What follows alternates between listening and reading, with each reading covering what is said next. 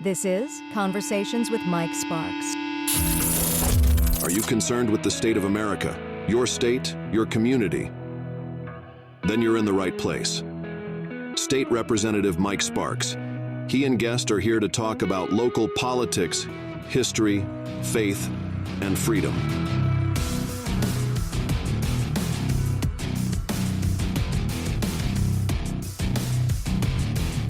All right. Listen to Conversation with Mike Sparks. I'm your host, Mike Sparks. Got a good show tonight.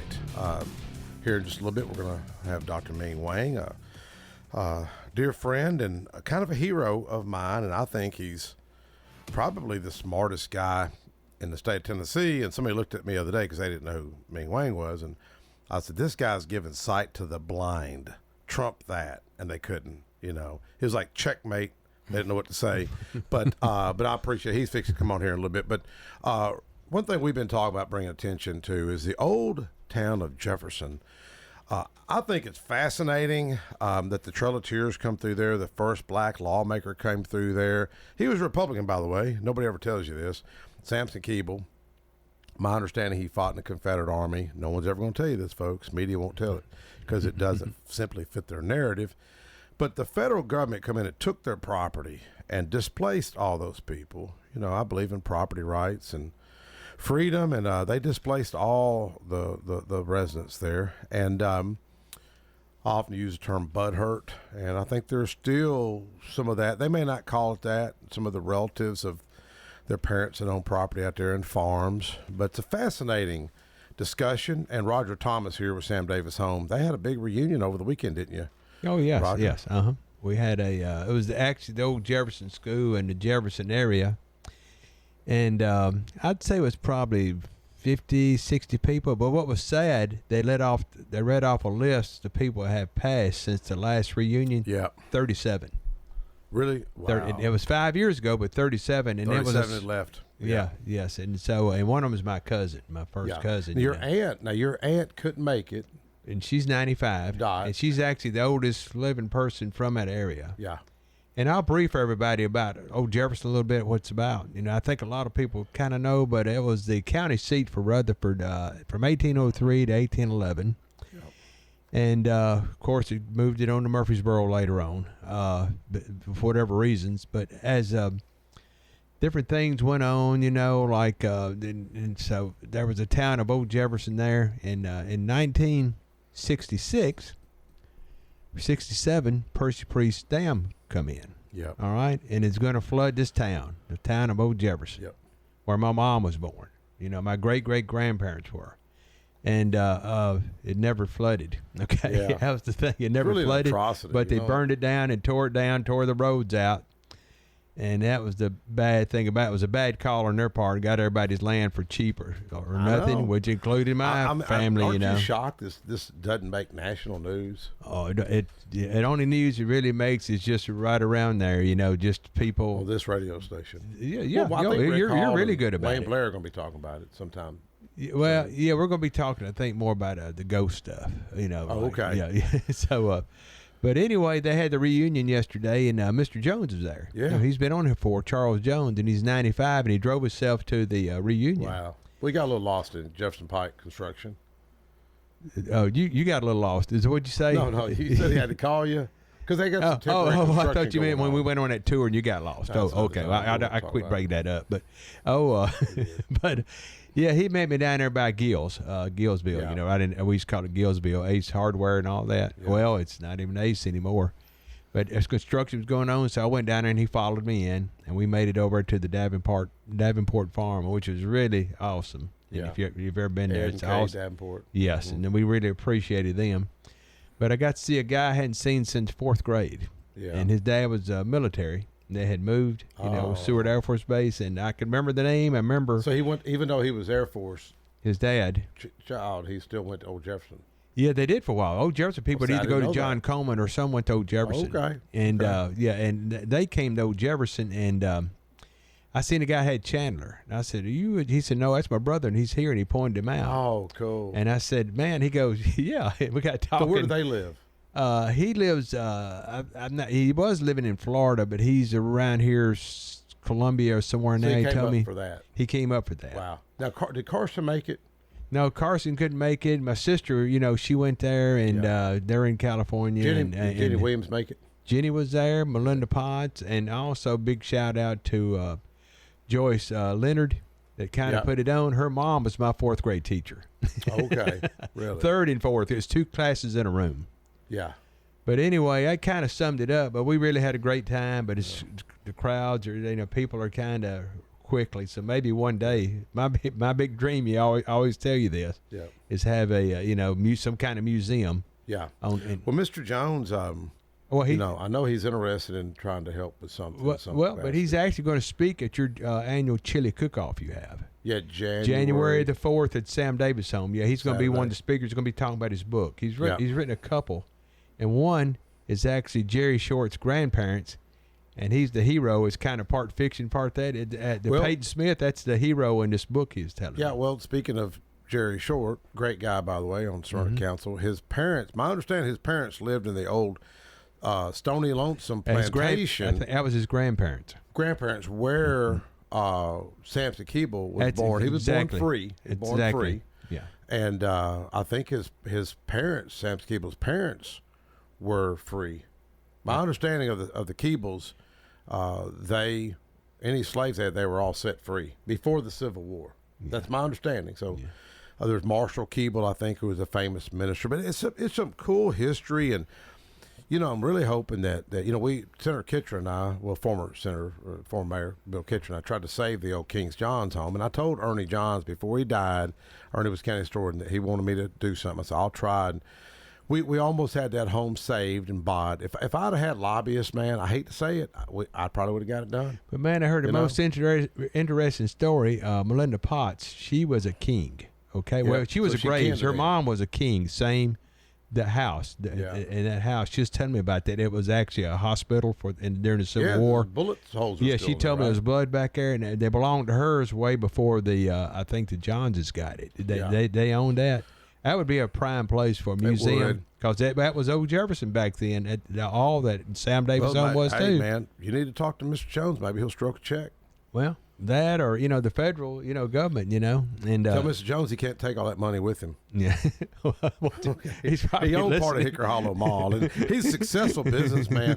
But I'm gonna tell you, Dr. Wang, this thing is so cool. I was born at Seward Air Force Base. My dad was Air Force and served in World War II.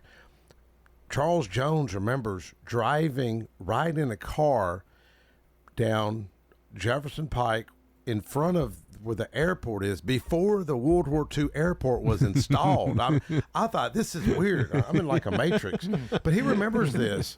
And I'm like, this guy's alive, and he has all this history. And, it's fascinating. But I know he wants to do something. He had talked to me, Mike, there needs to be a state park. Mike, there needs to be something. Mm-hmm. But I can't do this by myself. I got to have people with passion and conviction that really wants to help. And, sadly, it's like the African-American history. So many of these folks, Dr. George Smith's passed, Elaine Washington, Bo Washington's died. Mary Watkins doing what she can. She's getting up in age. And people have to start caring about this stuff, because once they're gone, we got to hand it over to Connor and these other people, and I don't know if they even care about it. It's like I think Rick Hall was looking into something about the Smyrna Museum. Maybe they just do some kind of combo. Combine them both. Well, what's fascinating, and you're the one that really put me on this, is Sam Davis' home was considered Old Jefferson. Right. Before Smyrna. Up till 1869. 1869 became Smyrna, then it became part of the Sam Davis home. Yeah, it is fascinating. But anyways, who was it? Was it Confucius, Dr. King, that said, a journey of 1,000 miles begins with one step? Yes. Is that right? Am I right? Yes. Okay, so, yes. We just got to take one step and do what we can to try to preserve some of this history. Yeah. We were talking about, last week, Edith Moore's place on Old Nashville Highway. Dr. Wang, it was constructed, her grandfather was the son of a slave. He hand built this house. It still stands. Well, it's standing, but it's about to fall in. But, I had the Secretary of State in a few years ago, and we want to try to save it. She's wanting to save it. But when they put when they did the survey for the adjacent property, they literally put the survey through the middle of her old home. There was 12 kids raised up in that house. And if folks, want to drive by, it's across from the gravel pit down past the Stones River Battlefield on the right heading to Smyrna, right before Jerry Whedon's Ebenezer Baptist Church right there. To me, it's just fascinating. But if you look at that guy did the concrete himself. He took wagon wheels, she was saying, and that's how he formed the arches. We saw it. You could see it in there. The way he took the hubs, I guess, the steel part off the wagon wheel. You could see it when we walked up to it the other night. It is really, it's cool how he did that. It is fascinating. 12 kids raised up there, but sadly, she's doing all she can do. But I hate to say you got to have a lobbyist today, but there's a lot of truth, man. You got to have a strong advocacy, to do this. Well, Roger, thank you so much for what you do to talk about history and this, and it does matter. Because, like, on the way up here, we were talking, you have history. Yeah. Your family goes how many generations back? Well, back to there, I know 1850. But you take old Jefferson. But you take Edith Moore. You take Dr. George Smith. You take Elaine Washington. You take a lot of the Mary Watkins, African American history. Where do they go back? There's not much that goes back. And here's a chance to save. I mean, you're not going to find this in Rutherford County, in my opinion, on a main street that kids could visit with a field trip or something. A home built by the son of a slave that is still semi-standing. That's why it matters to me, because I know my mom's from Scotland. Her mom was from Italy. My dad was from Oklahoma. I know our history. But if you're talking about black history, there's not much black history that's tangible that you see. There's history, but if you want to go take a field trip and you want kids to say, hey, this man built this. He did this on this. She still has the shovels because her grandfather managed that cemetery. She still has his shovels, she said. Wow. But anyways, thank you, Roger. Let's go to a break, Connor, and we'll be right back with Dr. Ming Wang. Josh Moss with Affordable Heating and Cooling provides residential HVAC and duct cleaning services to the Middle Tennessee area. With more than 20 years of experience, Josh Moss and the AHC team provide 24/7 service and take care to ensure whatever work you need done is done in a professional, timely manner. Contact AHC at 615-745-1676. That's 615-745-1676. Or go to their website at affordableheatingandcoolingtn.com. Hey, Middle Tennessee, it's Mark from the Safe House. And now the security riddle of the day. What's less secure than a fake safe from a big box or furniture store? Joe Biden's fake border policy, of course. But hey, there is good news. This time next year, Joe Biden will not be president. So drop by the Safe House and check out the largest selection of safes in the Southeast. Build a wall around your valuables with a safe from the Safe House. We have certified delivery crews to deliver and install your safe. Don't let a crackhead or illegal deliver your safe. With over 30 years in the safe business, the Safe House is the place to buy a safe in Tennessee. So go to NashvilleSafeHouse.com.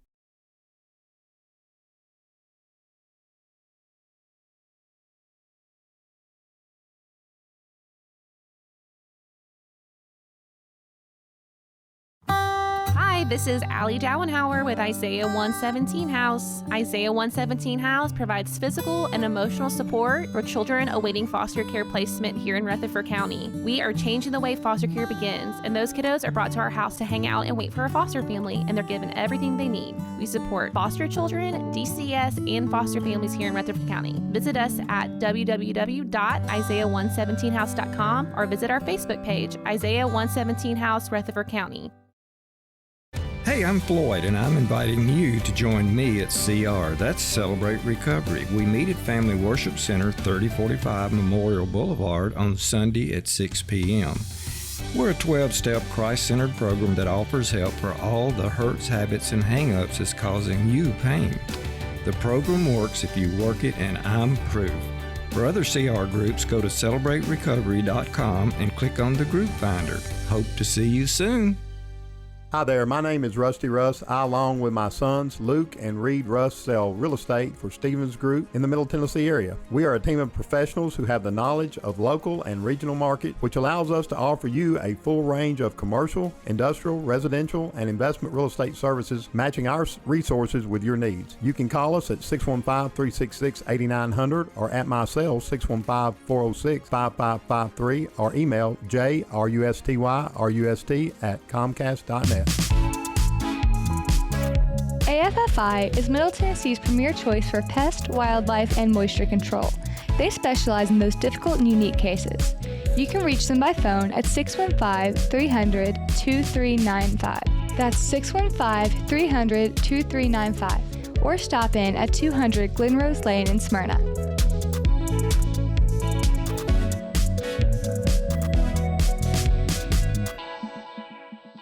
My wife and I enjoy going by Yard Sale Inc. We usually go to both locations, the one in Smyrna as well as the one in Murfreesboro. A lot of times on Saturday mornings we stop by, and their inventory changes weekly, so you never know what you're going to see, and it's mostly open box. The name fits it. It's exactly that. It's a yard sale. If you don't totally agree with the price, the staff is always friendly and nice and willing to work with you. That's the Yard Sale store in Smyrna at 111 Enon Springs Road West, in Murfreesboro at 204 South Front Street, and online at bestdealintown.com. Mike and Felicia Sparks, owner of the Vanity Zone Salon, want to invite you to stop in for your next haircut or color.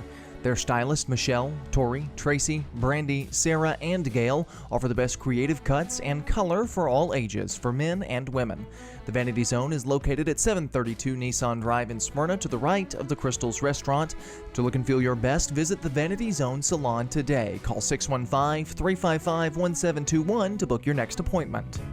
Most people know that their insurance can provide them with coverage for the many life's mishaps. But I can help you also unlock discounts, save money, and get benefits with Farmers Insurance policy perks. Whether we're discussing home or auto insurance, I am here to help you understand these great perks. Call me, Mark Lewis, at 615-625-7070 for a quote, and you can get a whole lot of something with Farmers policy perks. We are farmers. Bum, bum, bum, bum, bum, bum. Not available in every state. Only available select Farmers branded policies underwritten by Farmers Truck or Fire Insurance Exchanges or affiliates. Josh Moss with Affordable Heating and Cooling provides residential HVAC and duct cleaning services to the Middle Tennessee area. With more than 20 years of experience, Josh Moss and the AHC team provide 24/7 service and take care to ensure whatever work you need done is done in a professional, timely manner. Contact AHC at 615-745-1676. That's 615-745-1676. Or go to their website at affordableheatingandcoolingtn.com. Hey, I'm Floyd, and I'm inviting you to join me at CR. That's Celebrate Recovery. We meet at Family Worship Center, 3045 Memorial Boulevard on Sunday at 6 p.m. We're a 12-step Christ-centered program that offers help for all the hurts, habits, and hang-ups that's causing you pain. The program works if you work it, and I'm proof. For other CR groups, go to CelebrateRecovery.com and click on the group finder. Hope to see you soon.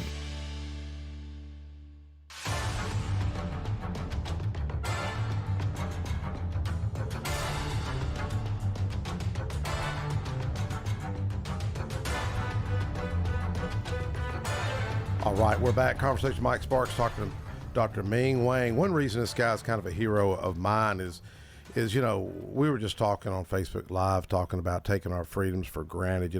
You were under a communist regime. You've been under oppression. We have not really seen oppression, in my opinion, in America like you've witnessed. And we were talking about why freedom matters to you. Why don't we just quickly recap why freedom matters, Yes. and then we'll segue into your book, From Darkness to Sight. First of all, I really appreciate Representative Mike Sparks for inviting me to this show. I take care of folks with vision problems every day. I realize that the people who really appreciate sight are those who used to be blind. Yes. So people who really appreciate freedom and faith we have in America are those who used to not have freedom. So my book, autobiography, From Darkness to Sight, as a life of immigrant, and also the movie now, Sight, distributed by NG Studios, it's about the story of someone who used to not have freedom and who used to live under socialism, communism, and have suffered.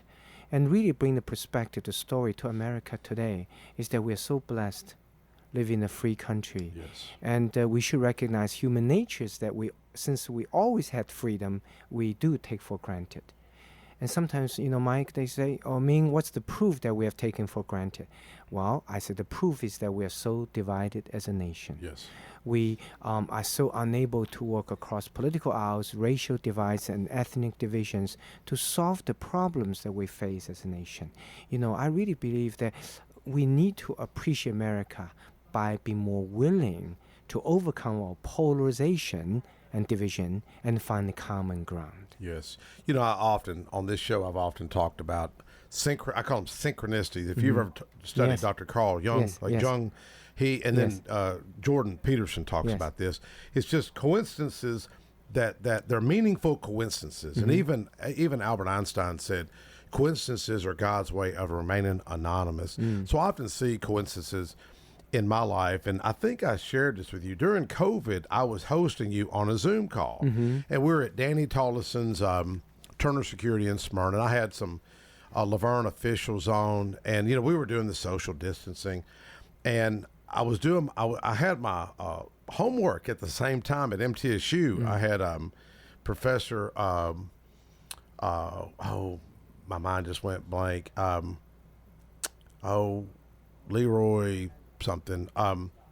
It was a writing course, and I thought, well, I can get in my classroom assignment, and then I'll have you on, and I'll pay attention to the classroom assignment, and then you'll do your lecture, and I'll kill two birds with one stone, trying to be efficient. Okay, and the professor, he starts saying, Leon Oligood, and a great guy. He just recently retired, and you're speaking on the screen that we had, talking about common ground, and then all of a sudden, the professor's whole lecture that night was you, and giving sight to that girl from, is it Moldova? Yes, yes. And he said, and even my professor says, well, this is very coincidental.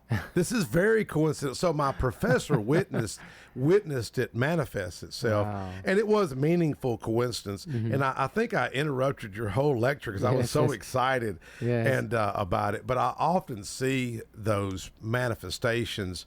But going back on the common ground, I think we need it today more than ever. Yes. More than 5 years ago or 10 years ago. Let me ask you, I was talking to a psychologist the other day about some of this and human behavior. And it's fascinating for me because I see, and I hate to use the word butthurt all the time, but I just see it so plain, and people can't work together. How much of this is excessive pride and human ego? Yeah, it's a great question. Sometimes people ask why we are so polarized. Because we need to recognize why the division that we have as a nation, to figure out how to overcome that polarization, find the common ground. And I believe through my book, my experience as an immigrant who used to not have freedom, and now the movie Sight, distributed by NG Studios, and I recognized that the reason we're so polarized is because we have taken what we have for granted. And they say, really, Ming? I said, let me give an example. It's a husband and wife. If you don't appreciate what you have, the marriage, then when you have differences, you're more likely to yell and shout and hurt each other's feelings. But giving even the same amount of difference, if the husband and wife do appreciate the marriage, they are much more willing to say, I know we're different on this thing, but don't we have so much else in common? Yes. So I think that our division, the polarization of our nation, is a symptom of reflecting an underlying reason. And that reason is we forgot how blessed we are to live in a country with freedom and faith. Yeah. It's human nature. So I do believe that we can find the root cause of division, which is the lack of appreciation of America, and really unite together as a nation to recognize, we need to put the country and God above everything else. Yes. If you go back, like I always kind of studied the life of Joseph. His brothers sold him into slavery, but God had a plan. Or you look at the life of David. He had to fight a lion, he had to fight a bear, but God had a plan. Right. Do you see that where, from a spiritual angle, that everyone has to go through some type of trial and tribulation before to learn as to character building? Do you see that? Yes. A lot, and folks like obviously yourself, you went through a tough time in childhood. I give this presentation about the movie Sight and book to inner city kids all the time on regular basis in schools, universities, and one of the most frequent questions that asked to me by the students have always been said, Dr. Wang, how did you persevere? How do you deal with the setbacks and the failures? And how did you not get discouraged? And my answer was that I've learned through my life is that obstacles, like Ryan Holiday said in his seminal book, "Obstacle is the way." Obstacles is not in the way that we have to go around. Obstacles and failures is the way that we have to go through. Yeah. By only going through obstacles and failures can we grow as a human being. So I realized that if I did not suffer through Cultural Revolution, living under communism, socialism then back in China then, I would not have the grit today. I would not have developed the determination. If I did not have the experience of being an atheist, such as in the movie God's Not Dead, that Chinese student who went from atheist to believer in the film God's Not Dead, actually was inspired by my life story. So if I did not have the experience of being an atheist once, I would not appreciate, I think, as much as I do now about faith. So I now the reason I can deal with some of these difficulty and challenges is because I recognize that they are necessary. They are necessary. I welcome them because I know now I've got the chance to grow myself innerly, my inner strength, by overcoming these difficulties right now. So I'm able to persevere because I recognize we can only achieve something as human beings by actually going through this necessary part of our growing up, which is going through difficulty and failures. Yes. You know, I've often shared, like with Roger here, Thomas, he's with Sam Davis home, and my wife says I need to get over it, quit talking about it. But I was the only kid in my fourth grade class that did not have the money to go to the field trip. And the field trip was a big deal, such a big deal for our class and, school. And it was $5. I mean, I could have got the money, but I knew my mom struggled. I didn't get to go. And that always played on me for years. And then a teacher, Emily Mitchell, invited me to my old school. She said, "I bet your name's carved on the desk up here." So I went to the same. She took me to my same classroom. It was really coincidental. Then I met the janitor. I started talking to the janitor, Sammy Sandiford. I said, "Where you go to church?" He said, "We're locked out." I'm like, "You're locked out?" Literally, their church was locked out in Laverne for 2 years. See, nobody, the ACLU is never going to defend a black church. The NAACP is not going to defend a black church. I've witnessed this stuff. I've seen it. And it's no disrespect to any groups. It's just, it's not in their narrative. Right. But God had a plan for me to be there. And then she took me to my same exact classroom in the fourth grade I was in. But the next day I was a guest speaker at the 150th anniversary of Sam Davis Home. And that's probably why I'm as passionate about that home and the history today. When we look at our society, I've seen the prison budget double. I've seen so much fatherless, and you look at the correlation of the fatherless epidemic to crime, fatherless to drug addiction, childhood trauma to the prison population, childhood trauma to drug addiction. And we're seeing, within 5 or 10 minutes, I'll see somebody out this window walking down the road here that's homeless out of Mercer Road. I think and I haven't studied this, but when you look back, you had a family that was supportive. How do you see that playing out with society today when there's such breakdown of the family? Yeah, that's such an important question. What I benefited from my parents brought me up there, who have imprinted me very early on when I was 2 or 3 or 4, the desire to acquire knowledge, to study hard. We were very poor at the time. Whole family, every month, the total income my parents was only $15. Yeah, I see your book. I was just looking at it, and it says, as a child growing up in China, you're always hungry. Right, exactly. But despite their poverty, my parents were able to see beyond the poverty at the time and believe there could be better circumstance for their kids tomorrow. So Dr. Rice Books, and Dr. Rice Books wrote the book God's Not Dead, which made in the movie God's Not Dead, which my story is. Now he's the pastor. Yeah, my pastor. Yeah. Well, you were at Rotary. I don't know if you remember. You were at my Rotary Club, Smyrna Rotary, speaking about 5 years ago. Yes. And I told you I was a guest speaker that night at that church. Oh, the Bethel. With the Chinese American. Oh, yes. That's right. Chinese American Chamber of Commerce. Yes. And I got up and I mentioned you and I mentioned the movie. Yeah. And a couple people told me, they said, "You do realize this pastor wrote that book?" Yes. I said, "I didn't know that." But I went to that church as a little boy. Yeah. That was called the Lord's Chapel. Okay. It was a real, I don't want to say Pentecostal, but it was a very charismatic church at the corner of Old Hooker Boulevard and Granny White Pike. Yes. You know, That's because I right. remember Marsha Trimble, the little girl that was killed. Her family attended there because we would go visit Sunday nights, that sort of thing. But that was another example of a strange, meaningful coincidence. Yes, but it has meaning. But I see in your book here, you were saying you arrived with $50 in your pocket, and the first meal you had was what? Yeah, McDonald's. McDonald's. The Big Mac. So we wrote a book for the film Sight called Seeing Beyond. It's a movie called Sight. So we're hopefully offer new sight, the vision to America that is seeing beyond our challenges, our pain, and ourselves. You know, I think what distinguishes Christians from non-Christians is being a Christian, we recognize we are limited. We need help from God. And seeing beyond our own culture. You know, I think, you know, we should emphasize much less, you know, oh, you're white, you're black, you're Latino, Asian. We are Americans, you know, and we all love this country. And speaking of common ground, Mike, another common ground that I've been trying to seek is in my own ophthalmology field. That is common ground between science and faith. Because lots of young people are leaving Christ today in studying science technology in the universities because they do not believe that science and faith can work together. You know, genetic engineering, stem cell research, they feel they have to pick one, either pick science or faith. But the film Sight talk about that actually God wants science and faith to work together. Yes. You know, and the movie Sight talk about we're trying to help this blind orphan child, Kajal, and I realized that I need to figure out a way how to reduce her eye scar. And I realized the only person who does not scar is an unborn child. But how can I do research on the unborn child without hurting the baby? You know, as a scientist, I want to do research to help my patients, but as a Christian, I want to protect life. You know, how do I do that? So they say there's no common ground between science and faith. Is that really true?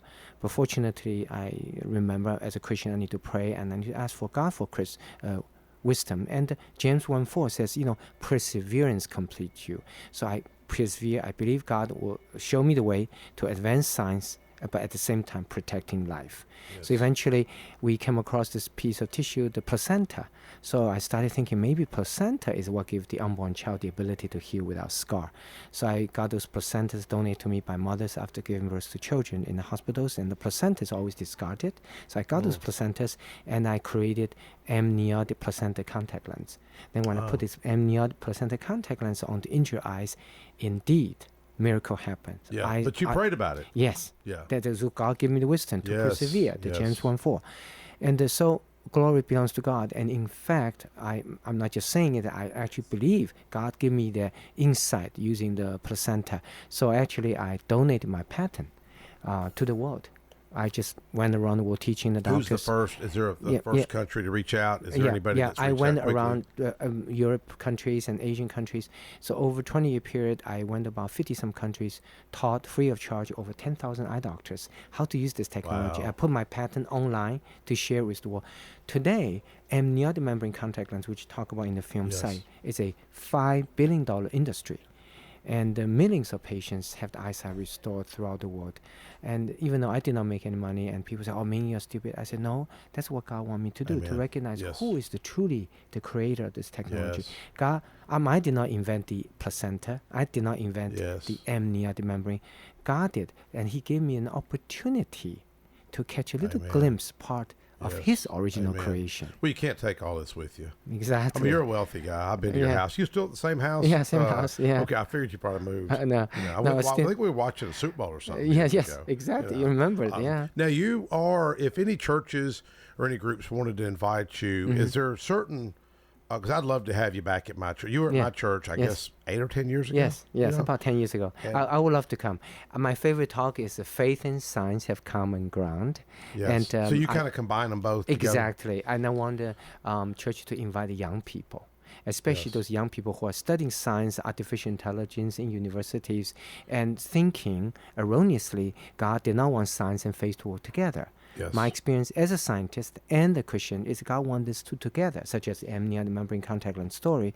So I want the students to realize what I've learned, that is, science is necessary, give you the tools, But faith in Christ is even more important. Yes. That is, give you a purpose. What you're going to use these tools for. Yes. So you need both. Yeah.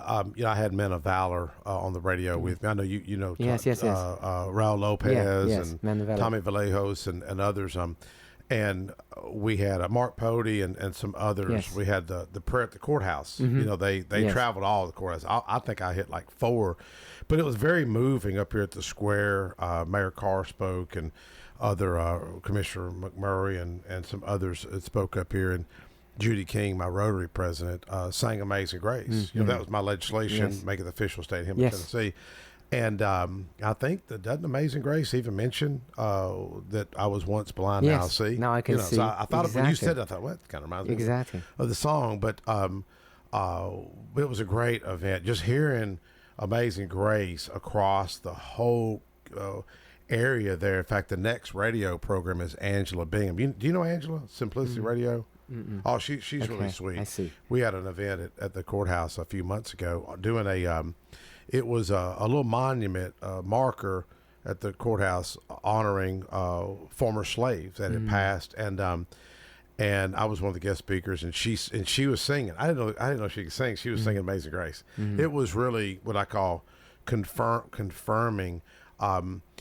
What other countries? I'm just curious. Is there other countries that are leading in this effort? I mean, you seem to me like you are the leader of the world when it comes to sight. I invented the technology amnion membrane contact lens. Now it's being used nearly in every nation throughout the world by eye doctors in almost every country, and millions of patients have their eyesight restored with the technology. Do you hear from your own home, your old country? Do you ever hear from them on? Oh yes, I've been, medical areas. Yes. We have a China Bible project that Yes. we with volunteers bring Bible back to China. It's still very tightly controlled. Is and, it? But aren't there? I thought I heard it was either you or someone showed me that are there more Christians in China than there are in America? It's probably pretty close. Very interesting that China has about 80-90 million Christians. Yeah. And it's a small fraction of the big population. But America, if you count the really dedicated Christian, not just someone who claimed to be, but actually going to churches on regularly, it's actually comparable. Here's the thing, interesting. Here's a communist country. Yes. Which may have comparable number of Christians as, we presume the free country here. But my main point with the book and movie site, now it's released by Angel Studios. Anybody who's interested, they can stream the film now, called angel.com/site, SIGHT, is to remind all of us as Americans that we are so blessed living in America, and we need to appreciate this country by being more willing to overcome our polarization and division and find a common ground. It's the act of being able to work together despite our difference that shows we truly love America. Yeah. I need to introduce you to one of my professors, Dr. Raj. And he's from India. And I don't think he's a Christian, not being disrespectful. I think he's Hindu. Or grew up Hindu, and I always liked this quote by Gandhi. And while I was first meeting with him, I said, Gandhi, I think, once said, he said, I like your Christ. It's those Christians that are so much unlike your Christ. And we've got to remind ourselves to be more Christ. Because it's hard. I mean, I'm in politics, you get hateful rhetoric sometimes, propaganda come against you, and forgiveness. I was telling a group the other day, I said, man, forgiveness, if I've had any success, it's because of forgiveness. Been married 35, my dad was married 5 times. And forgiveness is hard. Yes. You know, I mean, I don't know how you apply science and forgiveness. I don't know how there's something that comes together. But in my class, these students today are different. They're totally different. They're stuck on their phones, their iPads. They don't watch the news because I took a poll. 0 watch news. And I had a little girl from Nepal, beautiful little girl. I tried to hire her, and she don't want to work in government. She wants to work in marketing. And Sweta Nepal is her name. And she come up to me, and I wrote an article about it was called the lack of civility is a threat to the republic. Lack of civility is a threat to our republic. And I talked about the Dale Carnegie program and how the Dale Carnegie program kind of talks about relationships, networking, that sort of thing. And it really is, it is a great program. Well, Dean Urban, that's been on the air with me a few weeks ago, well, several times up here, wrote that article. Little girl comes up to me, and I said, "What has set you apart?" Remember, I just wrote the article the day before, and I said, "You're just so outgoing. You're engaging. You know, you participate." She said, "I guess it's because I went through the Dale Carnegie program." The next day, that's what I call confirmation. And even Dean Urban, I was excited. He says, "Mike, we've had 6,500 students come through there. If you're a business student or marketing student, they kind of required, you know." And then the little girl says this right in front of my professor, who probably has a Hindu background, and great guy, Dr. Raj. And she said, "I just want to let you know I'm studying Christianity." And I thought, I guess she heard me talk about my faith. They were talking about Israel being attacked. So I got to share my faith with the students, because I said, look, even if you don't believe in the Bible, even if you don't believe in Revelation, even if you don't believe in prophecy, you've got to believe in math. You've got to believe in probability and statistics. If you look at the Jewish nation, they're the top 1% of mathematics, finance, technology, medicine, top 1%. That, to me, is fascinating. They're the most attacked country on the face of the earth. 6 million Jews were slaughtered in World War II, and now they're under attack again. And obviously, I mean, as a Christian, I see prophecy being fulfilled. I see it being played out. I've been praying for Israel, pray for Iran, pray for China, pray for Ukraine, and pray for all these problems that we're seeing. But I have a little hope in this next generation. I hear them talk about faith, and we're up against a fight with mainstream media. In my opinion, 90% is controlled by 5 huge corporations. That I think, Dr. Ming Wang, my theory, or what's the other word? Not premise. What's the other? Not theory. What's the hypothesis? Is that they want to create division. That's how I see it. When I've watched the media for all these years, these corporate media, they want to cause division in our country. So they can control. I mean, that's how I see it. I often pictured, what's the little thing that holds the puppet? You know, the little piece of wood. Oh yeah, I don't know what's it called. Yeah, I know what it is. I forgot. Somebody out there probably yelling it. But I've often thought there's certain people controlling, and we're just dancing to their tune. And that's where, to me, faith, like you say, and that's why I appreciate you having such strong faith and touching lives like you have, you know. Yes, and recently I mentioned to you, Mike, that I published a little booklet called "How to Spend Half the Time Accomplishing Double." This is exciting. Yes, go ahead. That it's a big, because I've been people ask me questions, say, "Hey, Ming, do you have 40 hours a day or something?" And my answer always surprised them. I say, I feel like sometimes I have 72 or 96 hours a day. They say, how come? And my answer is this: I recognized that much of the things we do as human beings is irrational, impulsive, and emotional, not efficient. So I recognize the 77 of these behaviors. So I try to learning from students smarter than me and people more successful than me in life. But who's smarter than you? No, lots of them. Name somebody. Name somebody. Oh, my professors in the medical school at Harvard and MIT, some researchers. Yeah, I mean. Are they still around? I mean, they're around. You stay in touch with them? Yeah, because I'm continuing learning from them. Really? And so collaboration matters to you? Yes, yeah. I have several professors I collaborated. They won Nobel Prize for their medicine, and actually I did a collaborative work with one of them.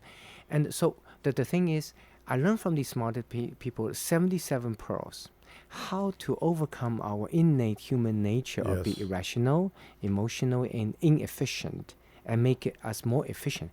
Now then people say, okay, learning about these little 事半功倍 in Chinese called 事半功倍, meaning spending half the time accomplishing double. That's what. So the title. Say it again. Yeah, 事半功倍. 事半功倍. 事半 meaning half the time. Half the time. 功倍 means accomplishing double.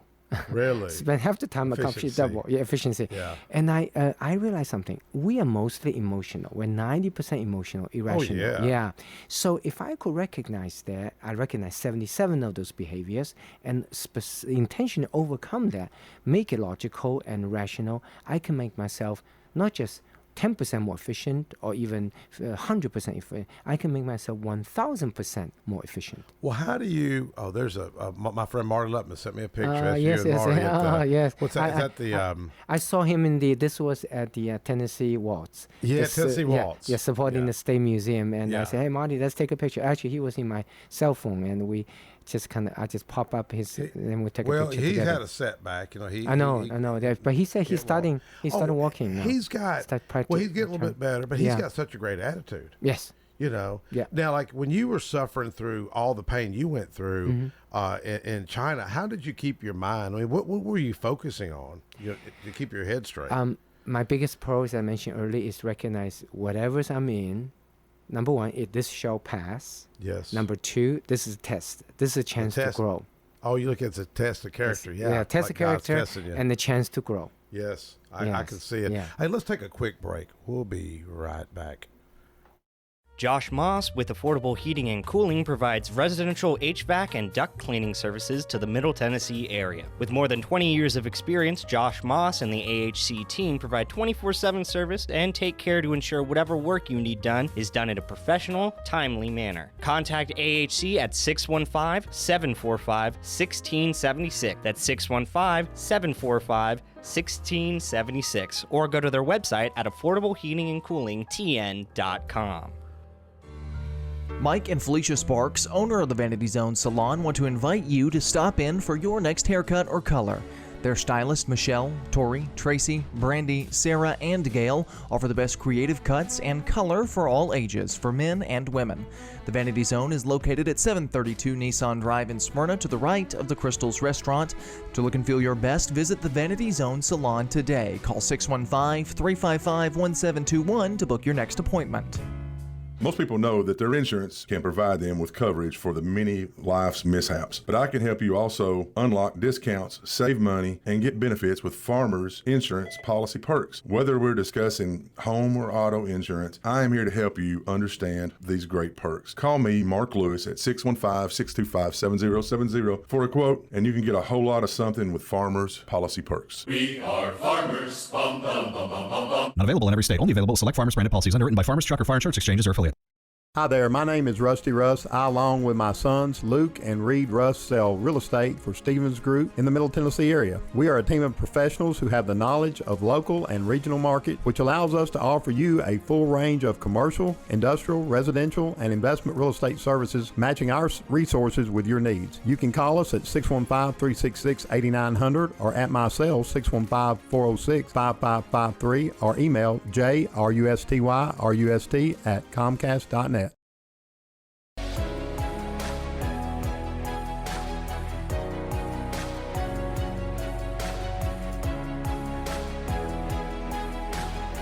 All right, we're back. Conversation Mike Sparks talking faith and freedom and sight with Dr. Ming Wang. Welcome back, Ming. Thank you. I think we're at a very critical moment right now, 2 weeks away from election. Yes. And each of us as Americans needs to ask ourselves this question. Number one, two questions. One is, have we forgotten sometimes how blessed we are living in this country? I think we have. And should we really try to overcome our polarization, division, and then find that common ground once again, unite as a nation and put the interest of nation, interest of party, the God above the interest of any parties. Yes. And so that's number one. Number two, we're at the crossroad. Where should we want to see this country go? You know, and the movie Sight, based on my life and living through suffering under communism and socialism, and really tells America that let's don't go there. America is about freedom and faith. We should not forget it, and we need to protect America. We need to appreciate America by being more willing to work together again as fellow Americans. Yes. You know, you mentioned have we forgotten Daryl Worley, that's Daryl Worley's song.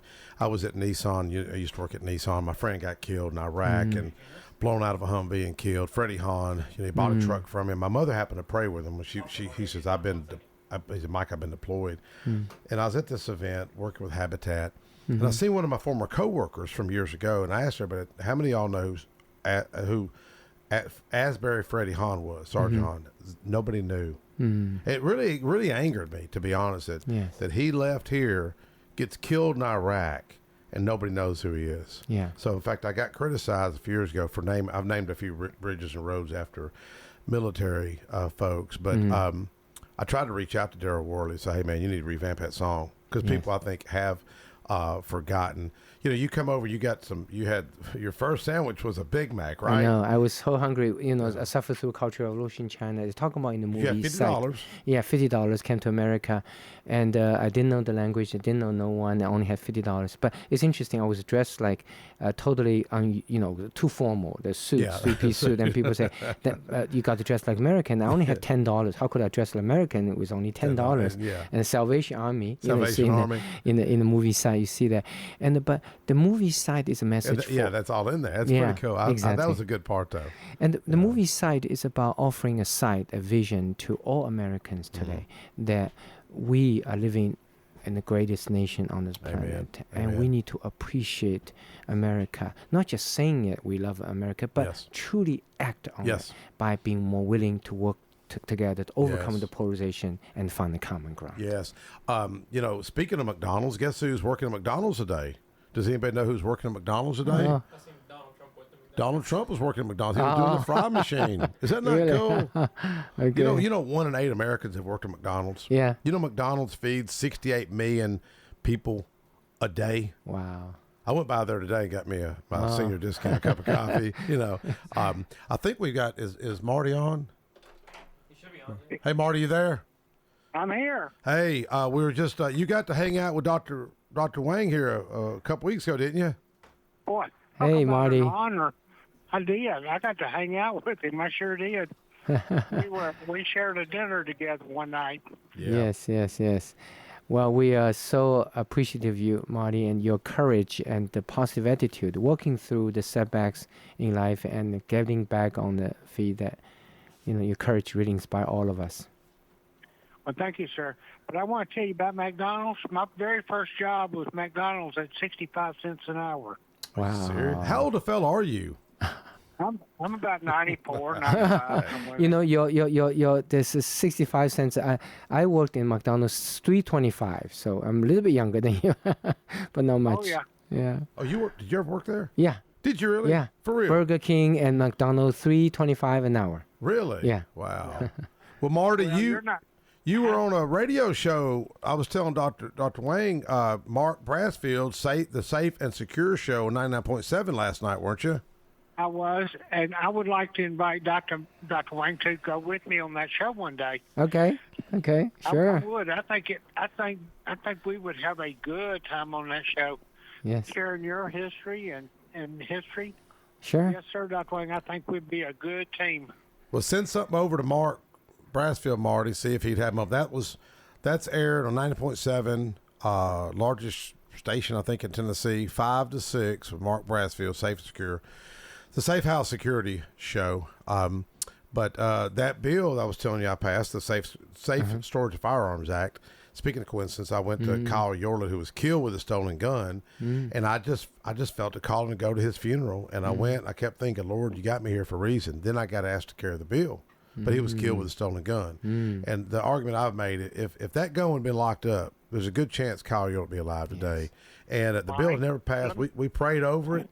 Mark's a strong believer. I didn't know him. And we walked in, gave testimony, and passed it. So now it's led to radio station, radio show. Hey, Mike, let me tell you this real quick. Yep. The girl here in Cane Ridge, down the street from where I live, Yep. She was killed with a stolen gun this week. Was that the jogger? Uh-huh. Yes. What a tragedy. Yes. She's got some kind of Smyrna connection, doesn't she? I'm not sure. Or Rutherford County. Rutherford County, yeah. She went to Vanderbilt? Yes. She went to Vanderbilt. Mm-hmm. But the thing is, there was another girl that was assaulted, and she was brutally beaten by illegal immigrants the same day over here in Cane Ridge. Cane Ridge, yeah, man, it's getting out of control. It really is. I mean, I've got a survey that goes out, and illegal immigration has been the number one issue for folks is concerned.